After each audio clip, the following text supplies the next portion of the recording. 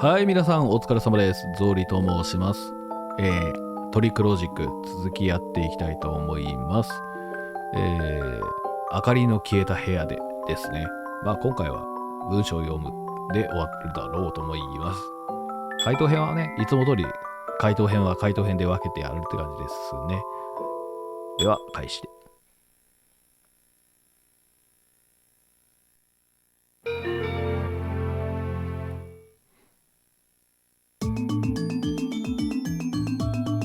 読むのか何者かによってビルの屋上から突き落とされ昏睡状態に陥った検事吉川樹。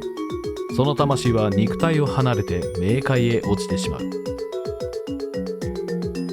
冥界に落ちた樹の魂はヤマラージャと名乗る冥界の王と出会う。ヤマは魂を現世に戻すことと引き換えにある仕事を樹に課す。その仕事とは冥界の蔵書アカシャに書かれた現世の未解決事件の記録を読み謎を解き明かすというものだった。謎解きの助っ人として冥界に召喚された事件の関係者天野司と丸の内警部と共に樹はアカシャの謎解きに挑む。一つ目の事件を解決した樹は山に問う。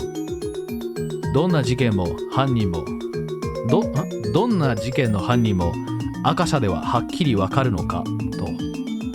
アカシャは現世の事件を漏らさず記録していてどんな事件の犯人も必ずわかるというのが山の答えだった。これによって樹はアカシャに対して強い関心を抱くようになるのだった。そして2冊目のアカシャが生まれる。樹に期待をかける山が用意した1つ目よりもっと難しいアカシャ。明かりの消えた部屋でこの事件の謎を解き明かすことが吉川樹の次なる使命である。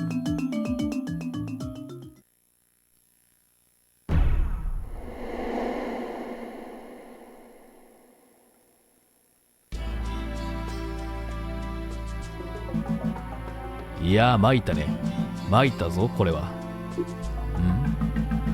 まだ始まったばかりだっていうのにハードルの上がり方が半端じゃねえ。やばいぞこれは。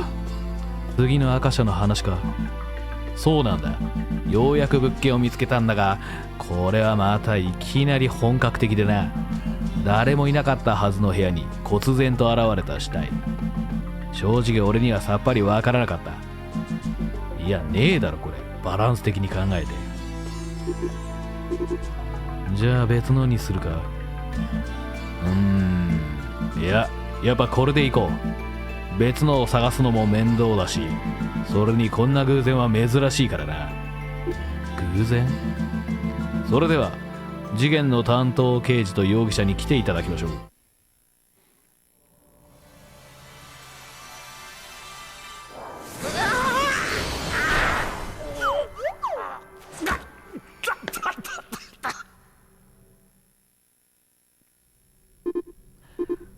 まさか丸の内警部？いたたた。また来てしまったか。ひょっとして珍しい偶然っていうのは。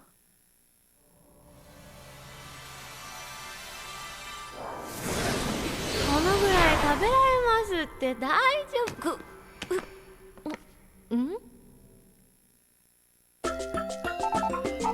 夫。ごめんなさい、また事件に巻き込まれてしまいました。そういうことか。言っときますが私は犯人じゃありません。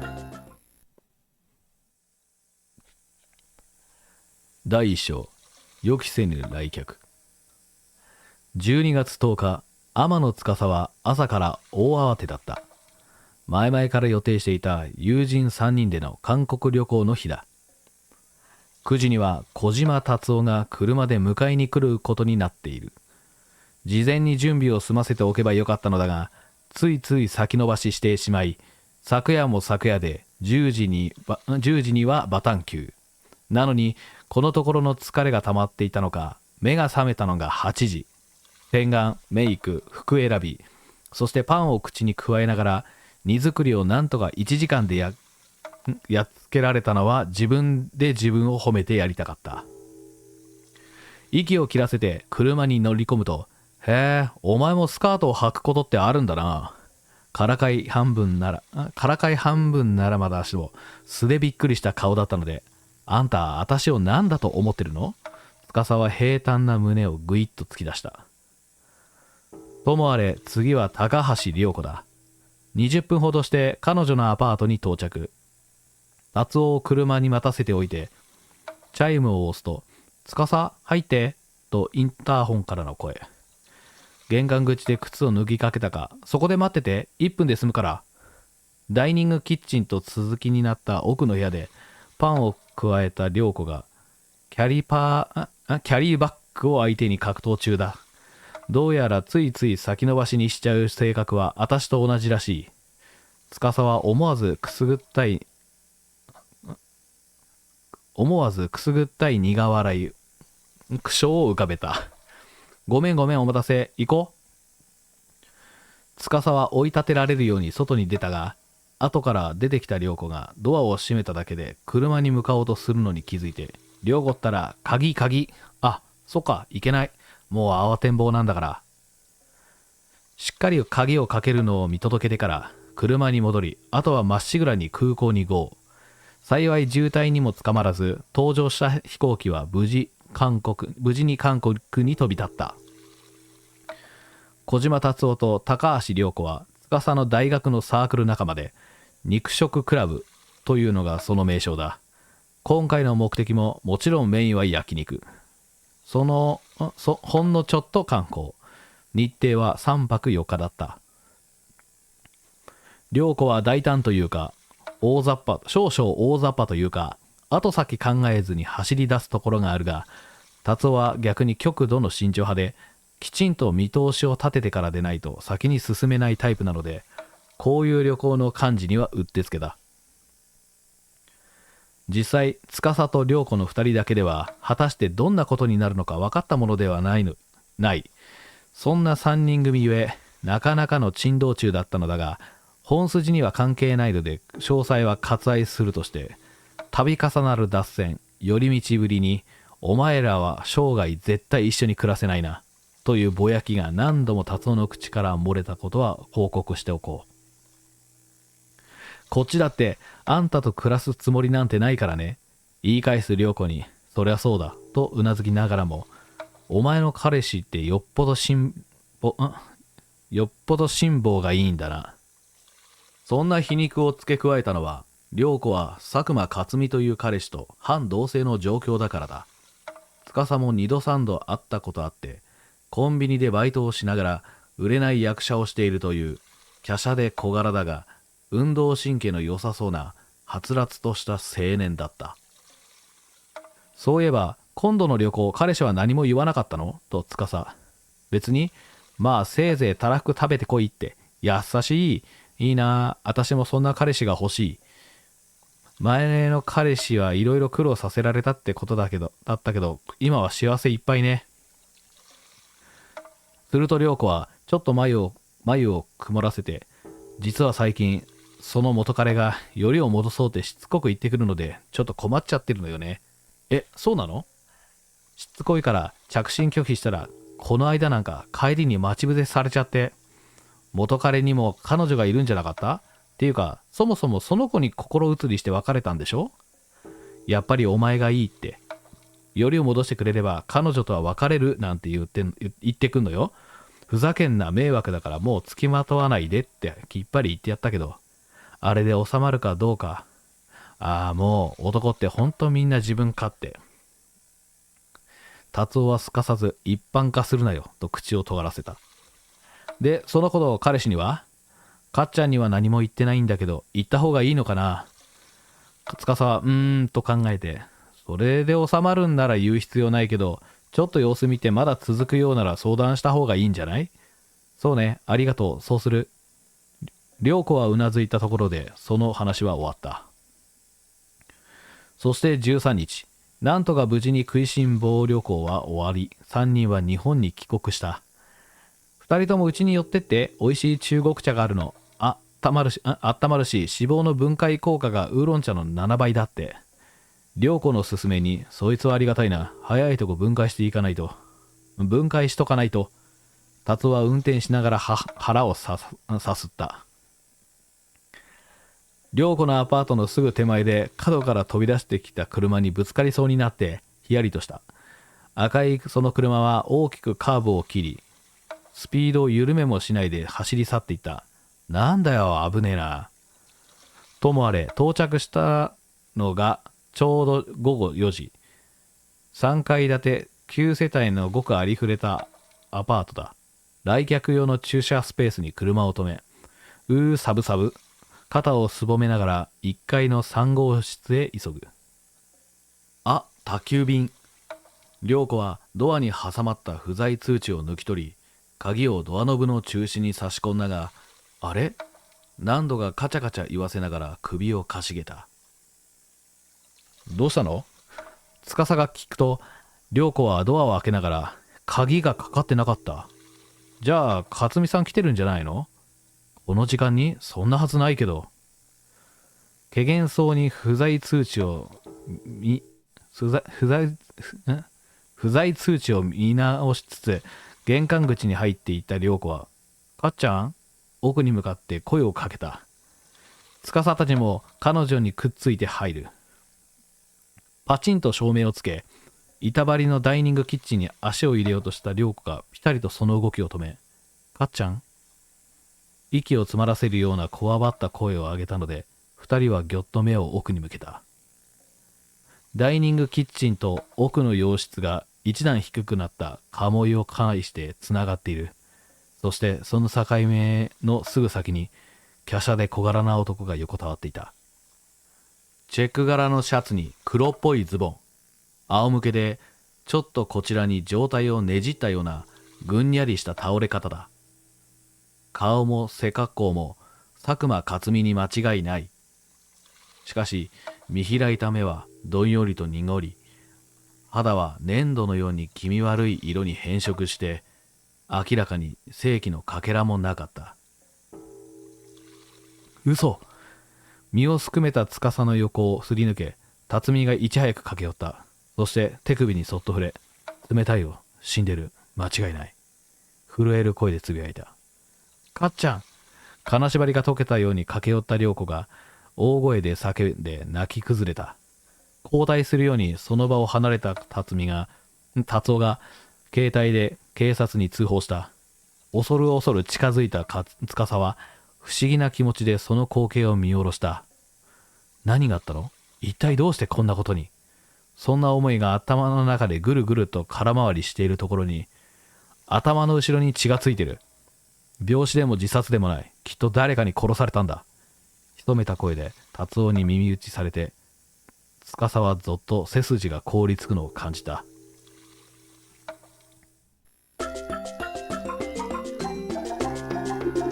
被害者が現れたところで一度話を整理してみましょうか。韓国に焼肉料理とは全くいいご身分だな。大ぞおいしいチマチョゴリを食べたんだろうね。丸の内さん、チマチョゴリは韓国民族衣装です。焼肉とは関係ありません。あれだよ、チョレギだ。さぞかし美味しいチョレギを食べたことだろうね。丸の内さん、チョレギは生野菜のことです。焼肉とは関係ありません。サンチュも野菜です。さて、事件の分析でも始めようじゃないか。まず登場人物の確認だな。逃げた。まず焼肉サークルの肉食クラブの仲間が3人。高橋涼子、小島達夫、そして天野司君だ。被害者の名前は佐久間克美だな。涼子の彼氏です。佐久間克美は高橋涼子のアパートの部屋で死亡していた。高橋涼子の部屋は確か1階3だっけ？そうだよね。1階の3号室だったな。はい。3階建てでそれぞれの階に3部屋ずつあります。君たちがアパートに到着したのが午後4時。部屋の鍵は開いていて、宅急便の不在通知がドアに挟まっていた。その直前に私たちの乗っていた車に赤い車がぶつかりそうになって、その赤い車、事件に関係あるのだろうか。ええ、先を読むとわかります。なるほど。じゃあ先を読もう。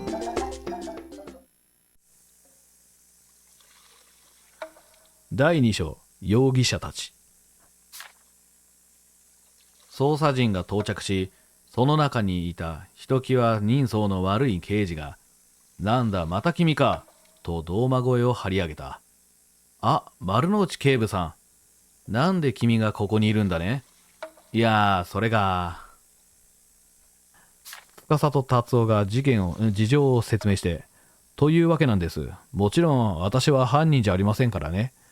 最後に付け加えると、丸の内警部はもじゃもじゃの眉を思いっきり潜めつつ、結論は裏を取ってからだ、と鼻息荒く言い放った。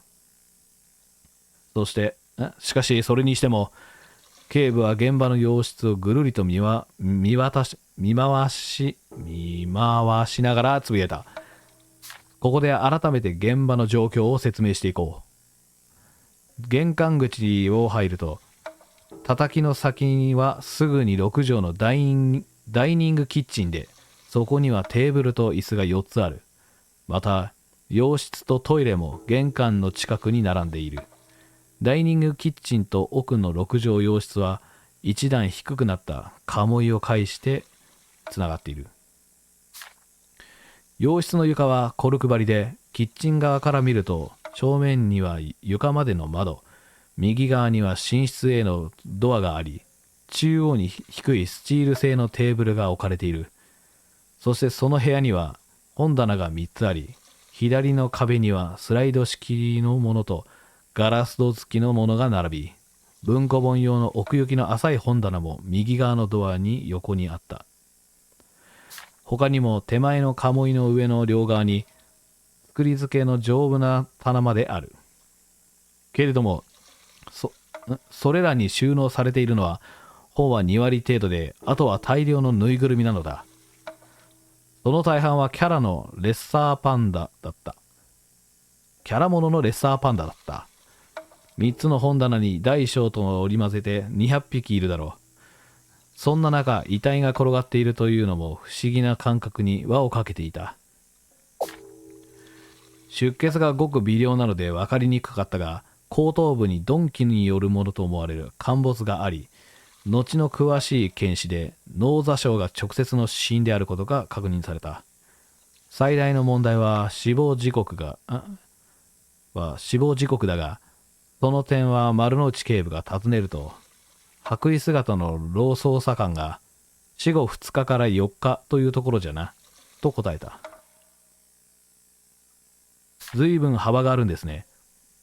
横からの司の言葉に丸の内警部は、余計なことをとばかりに顔をしかめたが、老捜査官は話好きなのか、それとも若い女性が好きなのか、ニコニコと上機嫌で、正確なことは詳しい検証を待たんとな。ただ死後硬着がすっかり抜けてるところから、死後に2日以上経ってるのは間違いないの。死後硬着が抜けてる？そう。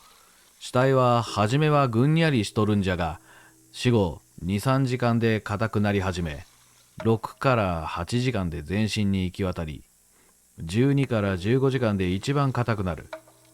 そして今度は逆に柔らかくなって、2日ほど経つと完全に膠着が抜けるんじゃ。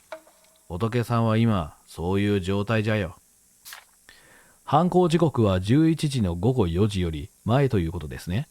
では条件が4日っていうのは、丸の内警部が今にも感触玉を破裂させそうな横で、老捜査官はあくまでニコニコと。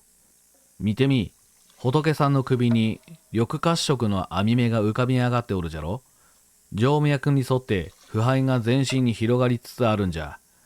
これを腐敗毛といって、死後2、3日ほどで現れてくるんじゃが、色や広がり具合から見て、季節柄を考慮しても4日以上は経っとらん。なるほど。親父さん、あまり一般市民にそういう捜査上のことは。警部の苦言に老捜査官は、おうすまんすまんと頭を叩いた。なお、後の詳しい検視で、死体がどういう気温状況下に置かれていたか不明確なため、正確な絞り込みは困難ということで、結局死亡推定時刻の幅は短縮されなかったそうだ。また出血がごく微量なせいで殺害現場が同じ部屋なのか、それとも後で外から運び込まれたのかもはっきり断定できないという。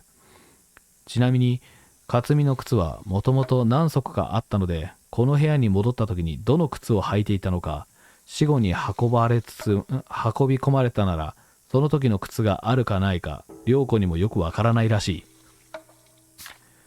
並行して佐久間克巳の行動も詳しく調査された。反同性と前に書いたが克巳には一駅隣のアパートにちゃんと自分の住まいがある。良子によれば9日の夜8時頃に彼女の部屋に来て、その夜12時間前に帰っていったのが彼の姿を見た最後だった。良子以外では9日の夜7時頃にバイト上がりでコンビニを出たのが第三者による最後の目撃だった。1日置いて11日もバイトの日だったのだが、いつまで経っても現れず、携帯も電源が切れているのか繋がらず、結局無断欠勤。店長はカンカンで即刻首扱いにしたという。また友人や同じ劇団の仲間で何人か彼の携帯に電話をかけた者がいたが、やっぱり通じず、メールにも返事がなかったそうだ。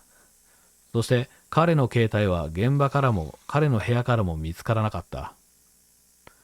以上のことから克巳の安否を最後に確認したのは良子であり、彼女の証言に従えば死亡時刻の幅は10日の午前0時頃から11日の午前4時頃までとなるわけだ。司たち3人の出入国の記録もチェックされたが、3泊4日の旅行中、隙を見てこっそり日本に戻ったような形跡はなかったという。司から見ても3人はずっと一緒に行動していたし、そんな深夜に行き来する便もなく、特に良子は同室に寝泊まりしていたので、アリバイは完璧というほかないのだ。ドアに挟まっていた不在通知から宅配便も調べられた。配達員が来たのは12日の夕方4時で、チャイムを押しても出てくる気配がないので通知を残したのだが、その際ドアに鍵がかかっているかどうかまでは確認しなかったという。さらに事情聴取から警察が注目したのは良子の元彼の存在だった。名前は田所陽太郎。学生で友人の起こしたイベント関係の会社を手伝っている。現在付き合っているのは花井和美というデパート勤務の女性だ。良子の部屋の合鍵は別れた時に返してもらったというが、合鍵のコピーをされたら作っていた可能性はあるだろう。警察に聞かれて彼が良子に復縁を迫っていたことは認めたが、克巳の殺害の疑惑にはとんでもないと否定した。何しろ死亡時刻に大きな幅があるのでアリバイはない。それは誰をとっても同じようなものなので、容疑者のあぶり出しはもっぱら動機面からになった。それでもわずかに浮かび上がったのは、克巳と同じ劇団の団員で年も近い伊崎龍馬くらいだった。伊崎は芝居のことでしょっちゅう克巳と衝突していた。また克巳は最近メジャーデビューにも結びつきそうな大きな役に就くことが決まったのだが、伊崎は陰でそのことを大変妬んでいたという。司がこれからのことを聞いたのは、死体発見後2日後経った15日、達夫と一緒に良子の部屋で訪ねたとき、そこにいた若い刑事からだった。喋り終わる頃に丸の内警部が遅れてやってきて、お前もしかして捜査情報を？いえ、いけませんでしたか？いいわけないだろう。どいつもこいつもいらんことをペラペラ喋りよって、ここに来てついに感触玉を破裂させた。まあまあ、そんなことより、今名前が挙がった中で運転免許を持ってるのは誰？司の問いに、免許？丸の内が眉を潜める旗で、若い刑事が、田所陽太郎も伊崎龍馬も免許は持っていませんね。またしても口の軽さを披露したので、ピキピキと額に青筋が走った。で、それが何なんだ？殺害現場がここなのかどうかというのは大きな問題でしょ？もしも殺害後、遺体を外から運んだんなら、車使わずにそんなことをするのは難しいじゃない。だから犯人は免許を持っているはずだと思って。でも、そうなの？田所さんも伊崎さんも免許は持っていないのか。司はちょっとがっかりした。あくまで外から運び込んだとすれば、な。じゃあ、殺害現場はここ？その場合、一番怪しいのはやっぱり田所さんね。涼子がいないのを知らずに忍び込んで、たまたま克美さんと出くわしたのか、それとも最初からそのつもりで乗り込んだのか、いずれにせよ、元カノとよりを戻すための最大の障害である克美さんを、司さんが言うと、その横で涼子はますます萎えるように首を垂れた。あ、ごめん。無神経な言い方して。自分の頭をポカリと叩いた。その時、そういえば、花井和美は免許を持っていたな。若い刑事のつぶやきに司はえっと振り返った。花井和美って田所さんの彼女よね。でも、そしてちょっと考えて、彼女の車はどんなのかわかります？僕見ましたよ。赤のステーションワゴンです。あの車と同じだ。司より先に辰夫が叫んだ。いきなりの展開に面を食らう丸の内警部に、2日前、すぐそこで飛び出してきた車にぶつかりそうになったことを説明すると、それも赤のステーションワゴンだったと？まあ、確認はしてみるが、しかし、なんで花井和美が涼子さんを狙うならわかるが、佐久間克美を殺害する理由がないだろう。しかも、遺体をわざわざここに運び込むなんて、そんなバカな。しかし、司も負けてはおらず、だから恋敵の涼子を蹴り落とすために、克美さんを殺しておいて、彼女に無実の罪を負わせようとしたんじゃない？旅行のことは知らなかったから、涼子に完璧なアリバイができるとは夢にも思わないで。その反論には丸の内警部もぐっと言葉に詰まった。ああ、なるほど、すごいな。そう言われると納得ですね。心底感心した素振りで小さく拍手までする若い刑事に、何か言おうと口をパクパクさせるだけで、とうとうそこから言葉は出てこなかった。じゃあ僕、早速裏を取ってきます。口もそうだが、フットワークも軽いらしく、進んですっ飛んでいった。そしてものの30分で戻ってきて、ドンピシャですよ。やっぱり彼女、その時ここに来たんです。まあ、殺害は否定してますけどね。田所が涼子さんとよりを戻そうとしているのに気づいて、涼子さんと直接対決しに行ったんですが、チャイムをいくら鳴らしても返事がないので、カッカしたまま戻ってきたと言ってます。そこで、あれと首をかしげたのは達夫。チャイムを鳴らしただけ？それだけカッカしたならドアは開けようとしそうなもんだけど。若い刑事は、と思い出しながら、あ、そうそう、ノブもガチャガチャ回してみたと言ってました。それはおかしい。僕らが戻ってきた時、鍵はかかってなかったんです。彼女と入れ違いに僕らがドアの前に来るまで、ものの5分もなかったはずです。そのわずかな隙に誰かがドアの鍵を開けたか、そうでなきゃ彼女は嘘をついてますね。達夫の指摘に司も踊り上がって、やっぱり、司ちゃん勘が冴えてる。ね、これで花井和美も、一躍有力容疑者に昇格でしょ？丸の内警部はブルドッグのようなうなり声を上げて、外部で殺害された可能性もありか。まったくややこしいことやりよって。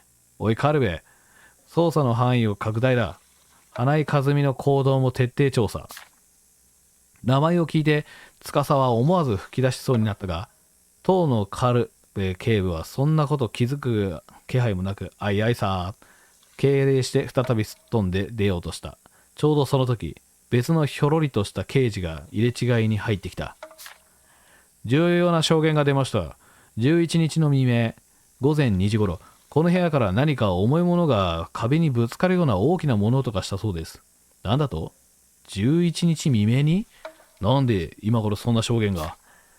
すみません。隣の102号室は高校生の娘がいるんですが、一昨日に家を出たきり、昨夜遅くまで戻ってこなかったんで、今日になるまで話が聞けなかったんですよ。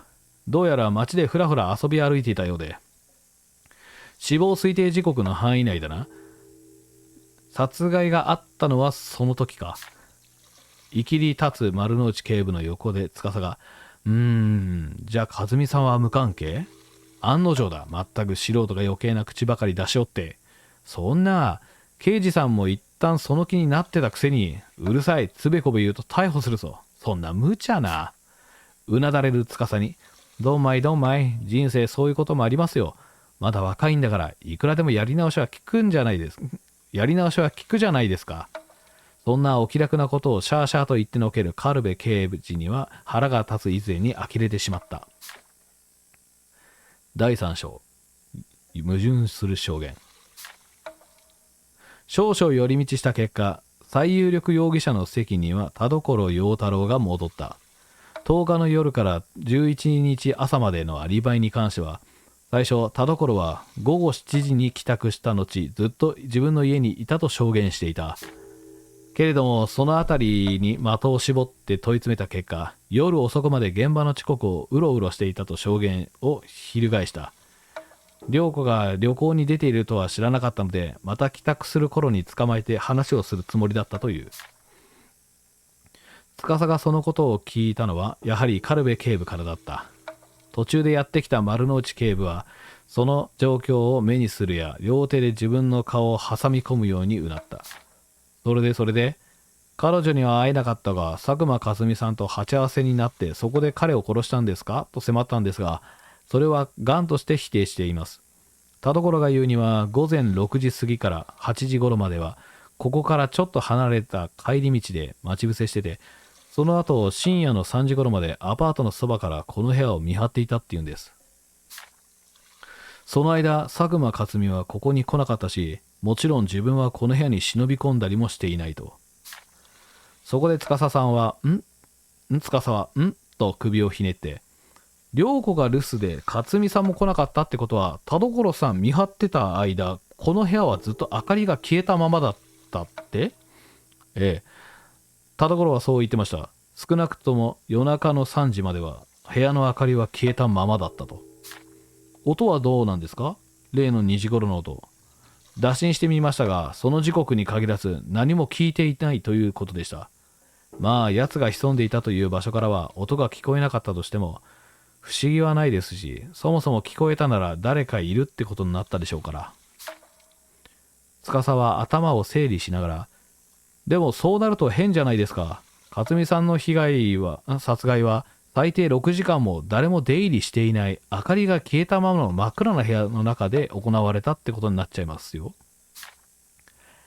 変で当然だろう。つまりそれこそ田所の証言が嘘っぱちな証拠じゃないか。すかさず丸の内警部が鼻息荒く割り込んだが、そういえばその後、花井和美さんの証言は変わってませんね。ここに押しかけたのも、何度もチャイムを鳴らしたのも、鍵がかかっていたのも間違いないと言ってはってます。自分を差し置いてのやりとりにますますムッとした顔で、だからどいつもこいつもいい加減なことばかり並べておって、その様子は感触の危険水域を示したのか、自分の推理に気を取られて、司はついついそれを見逃したまま、でも田所さんもちょっと考えれば自分の証言がおかしさに気づくんじゃないですか？それなのにどうしてそういう証言をしたのかな。下手に第三者を見たとか、何時頃に明かりがつきましたなんてことを言うと別のところで矛盾につつかれるかもしれないだろ。ずっと真っ暗だったと証言する方がまだしもボロが出ないと踏んだに決まっとる。でもそれにしたって12時とか1時に切り上げて帰ったとか証言すればいいじゃないですか。それなら矛盾が出ないで済むのに、どうして3時まで監視を続けたなんて証言をしたのか。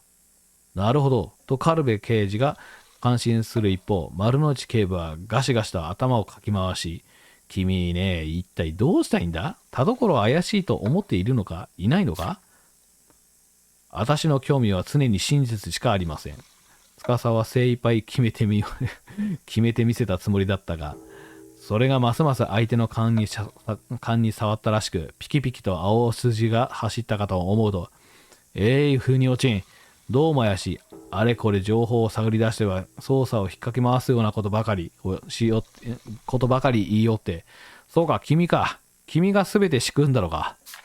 何を土地狂ったのか、丸の内警部はそんなことを言い出した。バカなこと言わないで。私たちには完璧なアリバイがあるって分かってるでしょ。それが初めからの狙いだったんじゃないか。そもそも早い話、共犯者がいれば済むことじゃないか。最近はネットで殺し屋を雇うっていう手もあるしな。丸の内警部は一旦頭が方向付けされるとどんどんそっちに転がっていってしまうタイプらしく、そうだ、そうに違いない。動機は愛情のもつれだ。実は君も佐久間克美と付き合っていたんだろう。そこまで行くと完全な妄想ですよ。第一、情報を探り出したって言うけど、カルベさんが勝手にペラペラ喋ってくれただけだし。うるさい。さっさと白状しろ。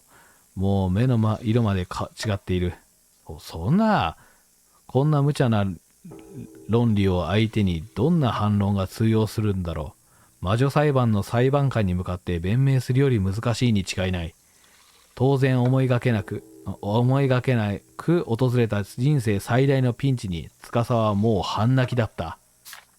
けれどもこの時真相にたどり着くための全てのデータは揃っていたのである。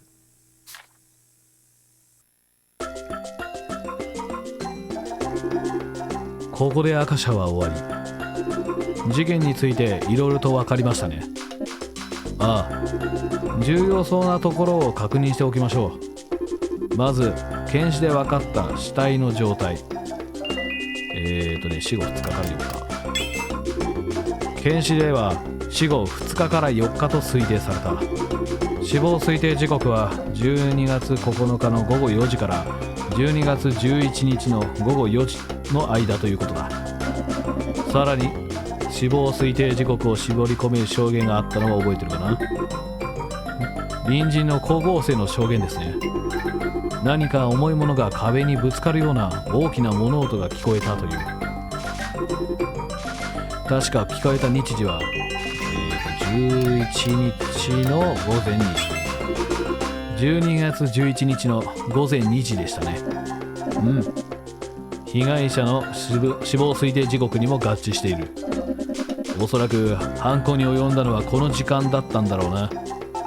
でもアパートのそばから部屋を見張っていた田所さんの証言では、その時間部屋の明かりはずっと消えたままだったんですよね。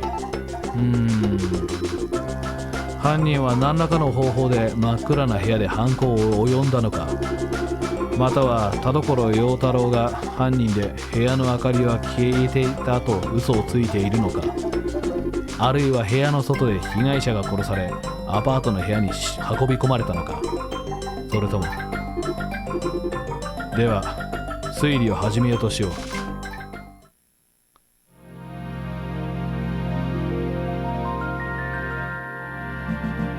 赤社は以上だ。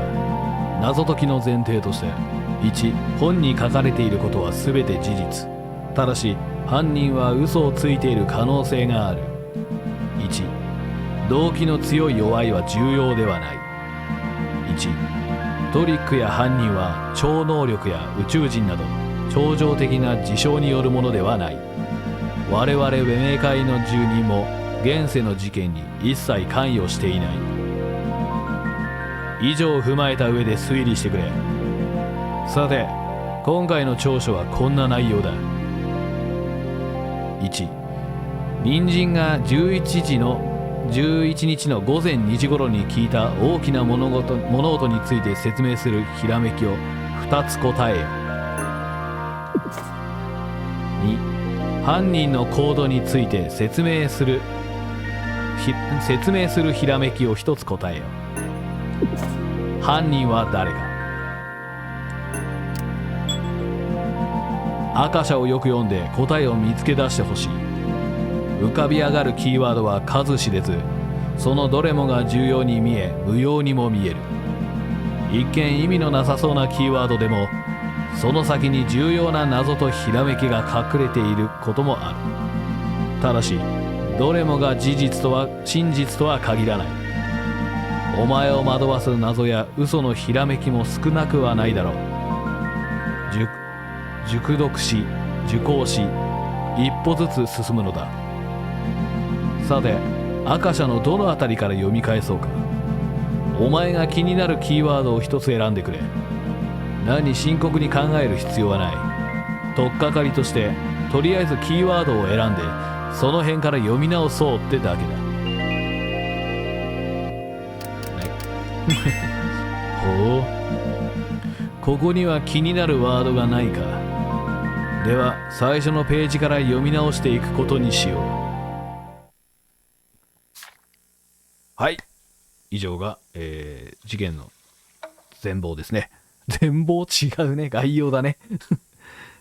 じゃあとりあえず長くなってしまったので今日はここまでにしたいと思います。また回答編でお会いしましょう。それではまた。